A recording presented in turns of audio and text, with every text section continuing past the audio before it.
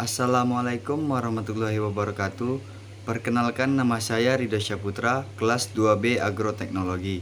Baiklah, saya akan menyampaikan materi saya mengenai faktor-faktor pembentukan tanah. Ada beberapa faktor penting yang mempengaruhi proses pembentukan tanah, yaitu antara lain iklim, organisme, bahan induk, topografi, dan waktu. Yang pertama, iklim. Perkembangan profil tanah sangat dipengaruhi oleh iklim, terutama curah hujan dan suhu, berpengaruh pada reaksi fisika dan kimia dalam tanah. Seringkali iklim merupakan faktor pendorong yang dominan dalam tanah. Kedua yaitu organisme atau jasad hidup. Vegetasi merupakan jasad hidup yang paling berpengaruh dalam tanah. Pada kondisi lingkungan berbeda, ternyata bahwa profil tanah padang rumput mengandung lebih banyak bahan organik dari profil tanah vegetasi hutan dan terdistribusi lebih seragam dalam tanah. Selanjutnya yaitu yang ketiga, bahan induk atau parental material, yaitu batuan terekspos ke permukaan tanah lambat laun akan melapuk dan membebaskan hara dan tersedia bagi pertumbuhan tanaman. Yang kedua, pada saat tertentu bahan-bahan yang labil akan tercuci ke lapisan bawah dan akan menumpuk pada horizon B. Lama-kelamaan terbentuklah horizon dalam tanah. Yang ketiga yaitu bahan induk tertentu, ada yang mudah lapuk dan ada yang sulit melapuk. Nantinya akan menghasilkan tanah berbeda horizonnya. Yang keempat yaitu topologi atau relief. Topologi mempengaruhi pelapukan tanah atas tiga hal, yaitu topologi mempengaruhi jumlah curah hujan yang terabsorpsi dan penyimpanannya dalam tanah. Topologi mempengaruhi tingkat perpindahan tanah oleh erosi. Topologi mempengaruhi arah gerakan dalam tanah, suspensi atau larutan dari satu tempat ke tempat yang lainnya. Dan yang kelima yaitu waktu. Lamanya waktu yang dibutuhkan oleh tanah untuk membentuk horizon bergantung kepada faktor-faktor lain seperti iklim, sifat bahan induk, vegetasi, dan binatang dalam tanah, dan juga topologi.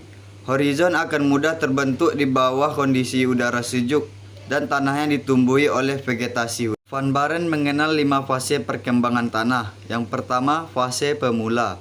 Bahan induk belum melapuk. Yang kedua, fase juvenil. Pelapukan mulai terjadi sedikit namun sebagian besar bahan asli belum melapuk. Yang ketiga, fase viril. Kebanyakan mineral yang mudah lapuk mulai pecah kandungan, liat meningkat. Pelapukan masih berjalan lambat. Yang keempat, fase senil. Deposisi tiba pada fase akhir. Hanya mineral yang tahan lapuk dan masih bertahan. Yang kelima, fase akhir. Perkembangan tanah telah sempurna dan tanah melapuk menurut kondisi saat itu. Selanjutnya, komposisi tanah.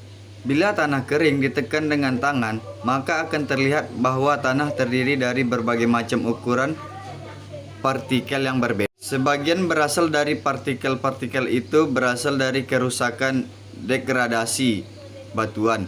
Partikel itu dinamakan partikel mineral. Beberapa partikel berasal dari sisa tanaman atau binatang, daun, potongan tulang, dan lain-lain. Itu dinamakan partikel organik atau bahan organik.